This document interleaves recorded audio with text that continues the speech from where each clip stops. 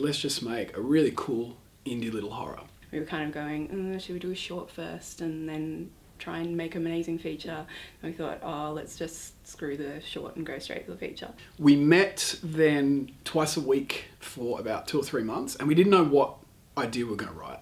We just said, let's brainstorm ideas. So we just kind of started having workshop kind of sessions where we just tried to figure out what scared us. Touch points, I guess, of what scares me, I know, is like creepy children.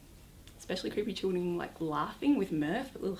And kids going missing. Her mother, Janet, made a frantic call to police claiming the 9-year-old had been taken from her bed. Looking at our favourite horror films and what it was about them that not only scared us but actually made them engaging as films in their own right. So we're a big fan of like The Exorcist, The Ring, The Grudge. We came up with about 7 or 8 ideas for feature films, and The Surrogate, or what became The Surrogate, was the one that we got most excited about. We can't remember the moment where we came up with the hook of the story, which is that the ghost rebirths. But we know the moment when we came up with that, we're really onto something now. This is really exciting and fresh, because it's always about how you give the audience what they like in a genre, but something that was original. We just hadn't seen that idea before. To go through labour without being pregnant, it's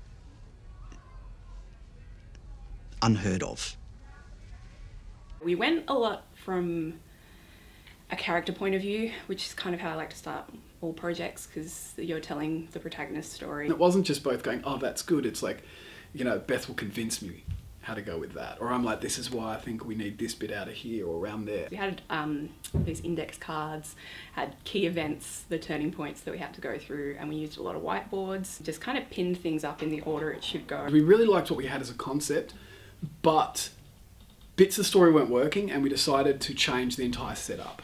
So we went back, and the original setup of the story was about a mother, so it was Nat and Rose, and they were going up to the country to visit their estranged mother and grandmother. But then we sort of thought about it and went, it's not a very horror idea about a family coming together.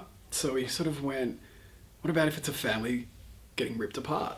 Happy birthday, dear Rosie. Happy birthday to you. Dave sees things in the way a director sees, so he sees the shots and those kind of things in the realism of how we can shoot it.